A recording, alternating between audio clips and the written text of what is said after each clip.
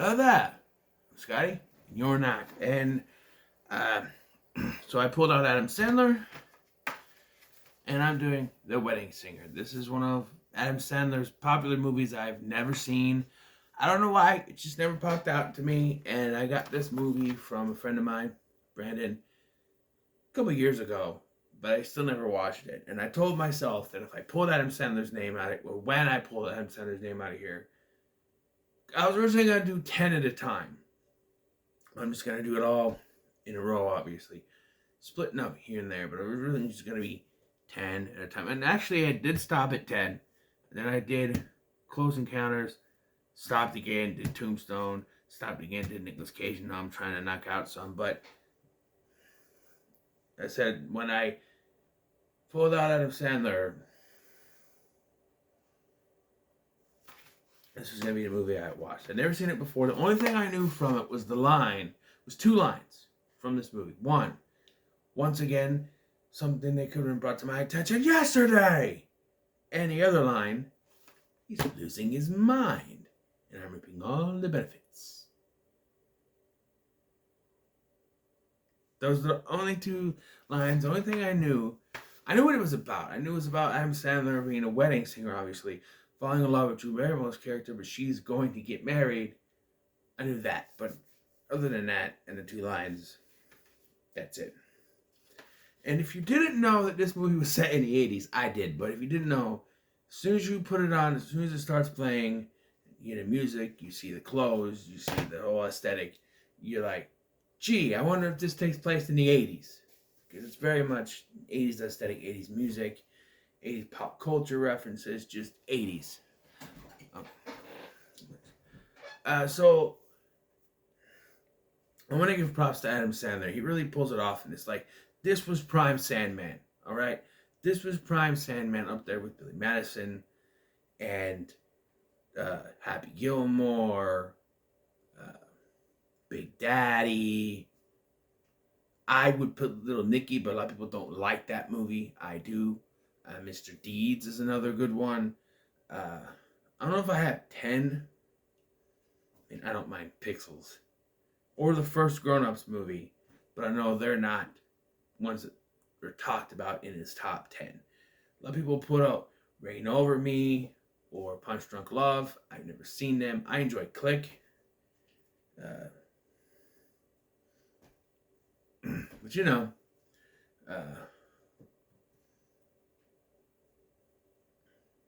Adam Sandler was my childhood, right? I grew up with, my mom used to watch the what I call prime Saturday Night Live in the 90s with Adam Sandler, David Spade, Chris Rock, Chris Farley, Rob Schneider, the Schneidman, the Schneiderino, the Schneidster, Dana Carvey, and Mike Myers, and all those guys. Phil Hartman. Yeah, just, you know. And so Adam Sandler was big in our house. His movie was on. Oh, Bulletproof is another one. That one is in my top 5. Not number 2. I think it's my second favorite. I love that movie. Hate the sequel. Hate the sequel. Hate it. I hate it. So anyway, yeah, but like I said, this is prime Sandman.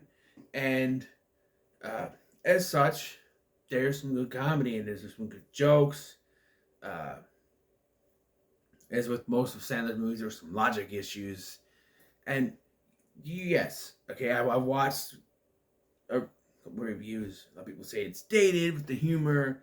Yeah, there's a joke where he's singing and like this, he tries to help this kid who all the other kids at this wedding are saying he's a loser, so he talks Julia into, that's Drew Barrymore's character, into dancing with him. The kid grabs her ass and he just laugh it off. It's a little funny. All right, I grew up in this era, so I'm saying it's a little bit funny. I know people say, "Oh, but that's sexual harassment." It's a fucking movie.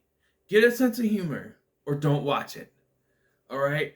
A lot of people nowadays will have a upper lip and turn down their nose or something like, "Oh, that's sexist, and that's sexual harassment, and they shouldn't be treating women like that. It's a joke from the 90s. Sure, if it was in a movie now, I get it. But this was a movie made in the 90s for a certain 90s era cinema going or VHS watching crowd. It wasn't made for today. A lot of people criticize older movies for having the humor that wouldn't fly today. And that's why it works in those movies, and it wouldn't work in movies today. Because it wouldn't fly today in today's culture, in today's society. But that's why you can go back to movies like this, and you can watch with that humor, and you can laugh.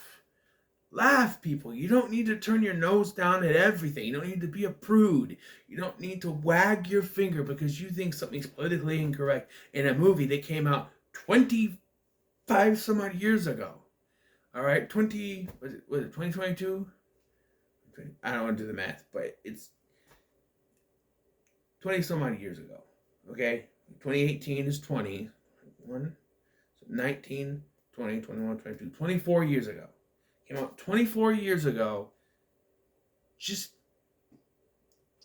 you don't need, to have a. I've seen other people talk about, oh, if that didn't age well, that didn't age well. It's not supposed to.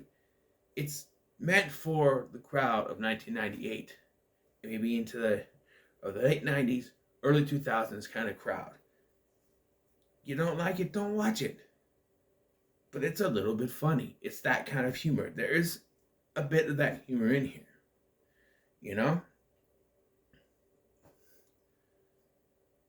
I think it's a little bit funny. I don't think it's hilarious, but I think it's a little bit funny. Now, in contrast to that, when Sandler goes out there and puts the little girl's hand on his butt, that's a little too far. But the whole Julia one, now you were saying, oh, why is that too far?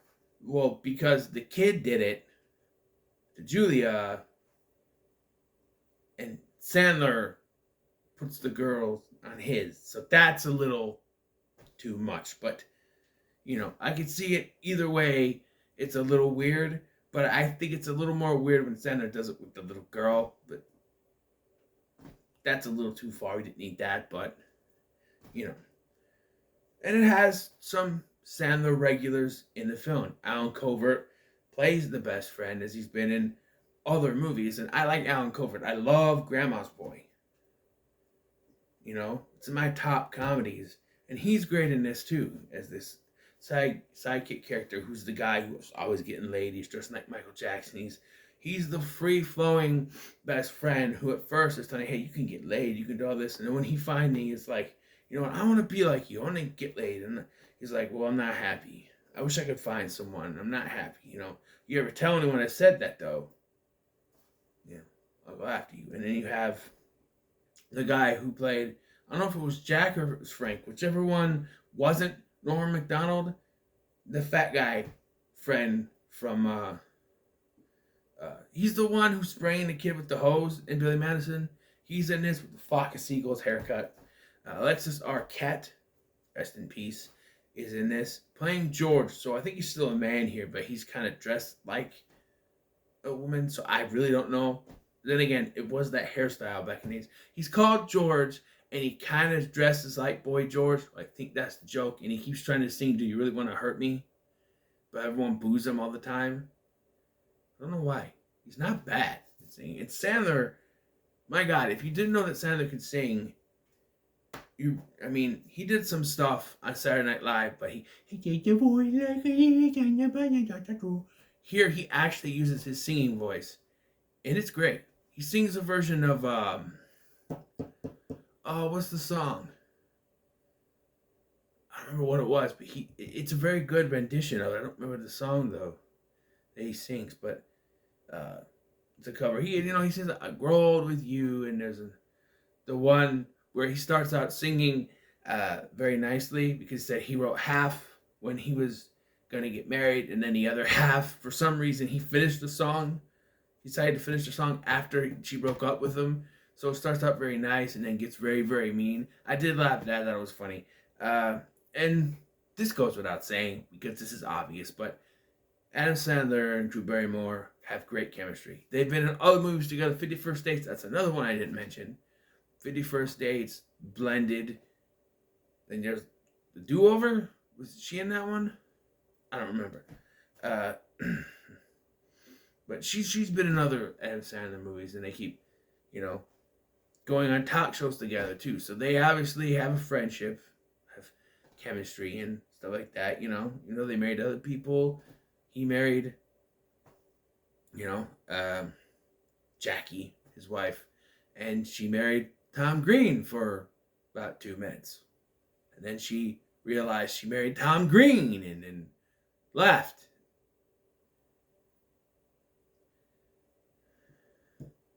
Don't ever get your hopes up on Freddy Got Fingered, because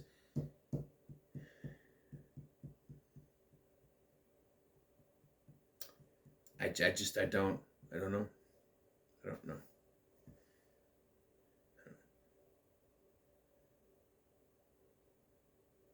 Anyway, yeah, so he's this singer, and I've spent 11 minutes talking about stuff, and I've yet to even get to the plot. He's getting married, and his fiance, bride to be, stands him up at the altar, and then he talks to her later, and that's when you get the line, "Once again, something brought to my attention yesterday," and yeah, so they're broken up. But at this wedding at the beginning of the movie, he meets Julia, and they talk, and she's like, "Well, if I ever get married, I'll call you to be my wedding singer." He's like, "Oh yeah, okay, I'll do it." And then she gets proposed to, and so I was confused at first, but I thought they already knew each other when the movie happened, and then what happens with his fiance happens, and then he realizes he loves her. But then because trailers, I remember seeing a trailer, and it made it seem as if they knew each other before, and he falls in love with her. Then she announces she's getting married. Because look on his face in the trailer makes it appear. And yeah, but no, it's actually she gets married, and then he starts to help her because she wants to, knock him out of his funk. So he starts to help her get prepared for her wedding, because he, being that he gets broken up, he can't be a wedding singer anymore. He gets drunk and starts yelling, and he sings "Love Stinks." That was the song. That was one of the songs that he does.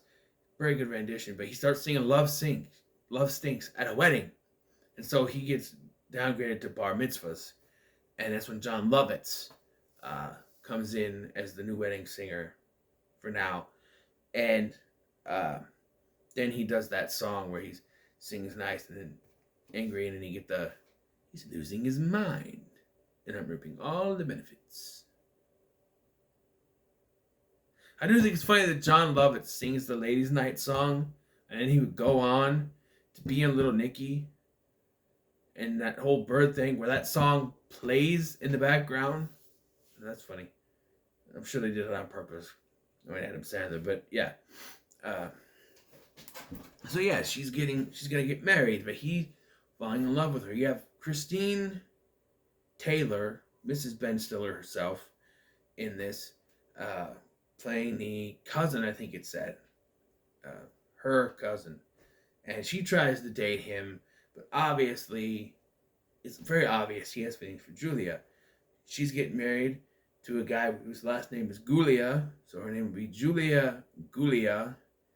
That was one I kind of rolled my eyes. I was like, okay, that's a very Sandler joke. Like, oh, Julia Gulia. It rhymes. Who cares? But there's a scene that really didn't. I was like, really? Would this really happen? Just sitting there. And I know it's probably, Robbie is the character's name.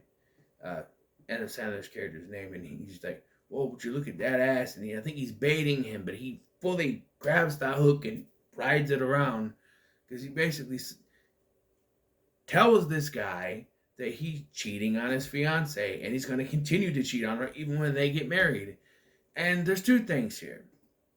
One, why would you even consider getting married if you want to be in a monogamous relationship with other women?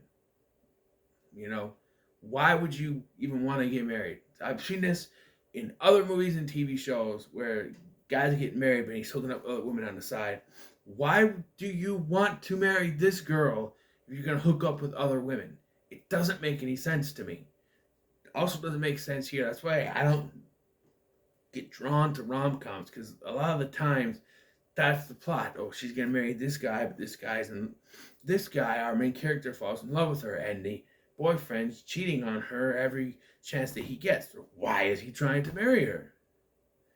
And two, why the hell doesn't Robbie say something to her? Like, I know there's a dialogue later where it's like, "Well, you're not gonna tell her, are you?"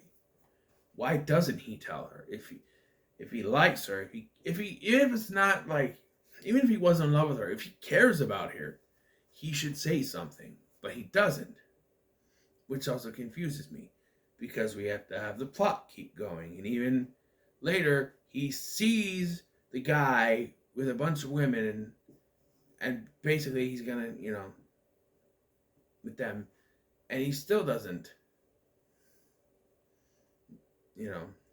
maybe he was gonna say something because she shows up and he sees her. And this was another thing that cut me over my eyes, is that, like, she's in there trying to say, "Oh, my name is Julia Gulia, Mrs. Glenn Gulia," and it doesn't work. And she says, "Hi, I'm Mrs. Julia Hart," which is funny because there actually is a Julia Hart in wrestling. But and she's smiling, and he walks up and sees her smiling with a wedding dress on and thinks it's about Glenn or Greg, whatever the fuck his name is, Mr. Gulia, and so he doesn't talk to her. And I'm like, that is the most bullshit way to stretch out your movie. It's like, oh no.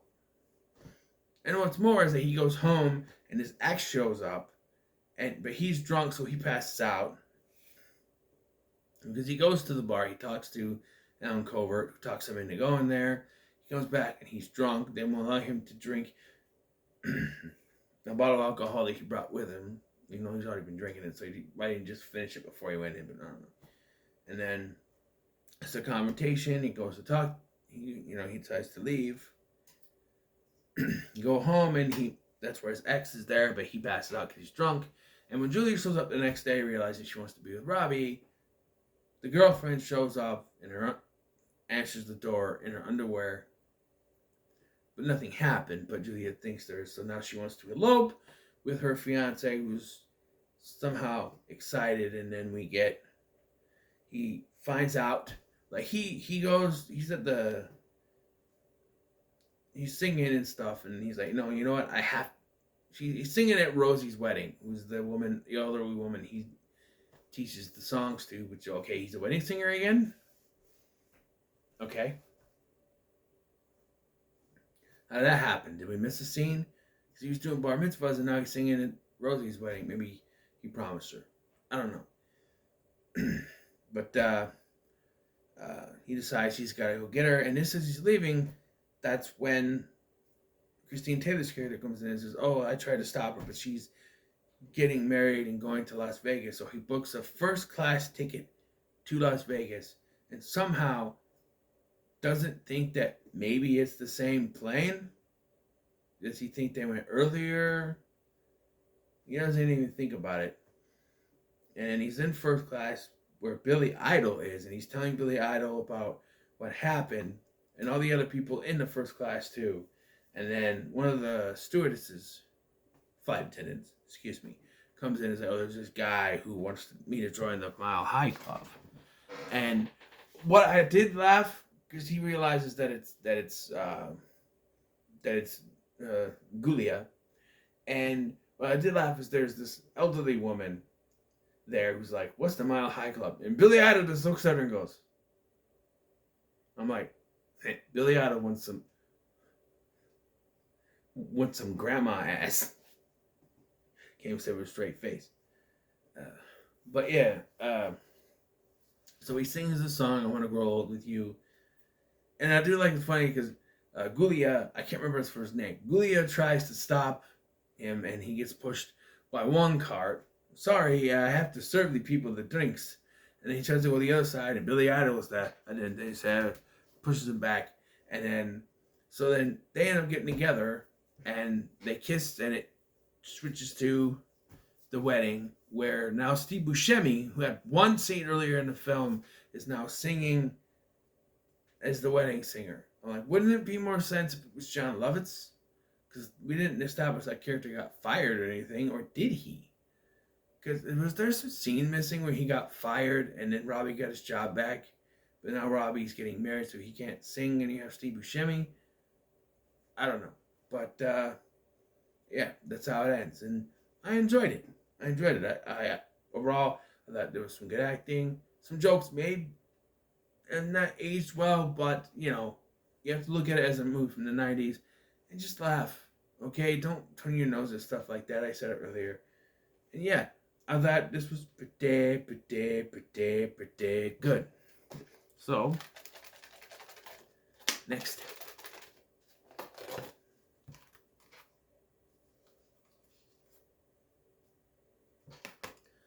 We have Tubi. Show you that. Tubi.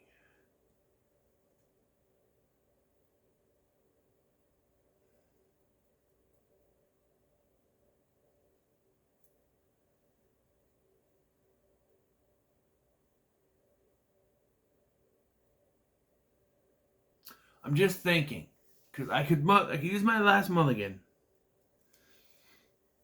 but then I'd have to hope that I got this before Tuesday. Because I'm thinking, if I do a Tubi Tuesday, plus this, I don't know. I can just do it too. I would do other things under the guise of, but this would have to be my next review, and I don't want to wait until say Monday to watch and record, or I need to have stuff for tomorrow. I have planned for tomorrow. It wouldn't have to be my immediate next one. If I'm doing Pick Your Poison, it'd have to be the next one to Pick Your Poison. So do I want to use my final mulligan to redraw?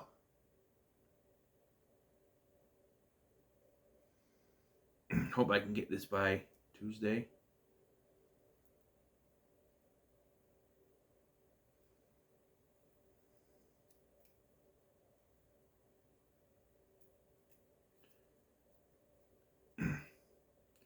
I'll tell you what. I don't want to have to redraw this, but here's what I'll do. I will put Tubi at number 20. And then that means I can do 2 more. This is not a mulligan, by the way. But I can do 2 more reviews before that in this series. And then I have to do the Tubi one. So that means I plan on doing a Father's Day one tomorrow. Plus 1 more. Plus then I have to do one for Monday. Where I could do the Father's Day one plus 2 and try to write down stuff for my Saved by the Bell, the new class video I've been planning on doing, and do that on Monday. I'll figure it out. We're going to pull out the next official category. All right. I looked at both of those. Hold on.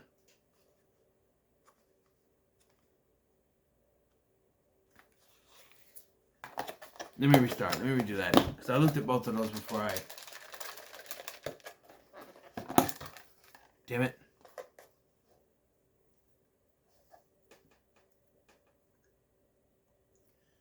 There's 2 here. I'm not trying to stop, but both of them popped out. I wasn't even really done yet. Alright. Alright. So let's see. Sylvester Stallone. Sly Mania, baby. Sly Mania.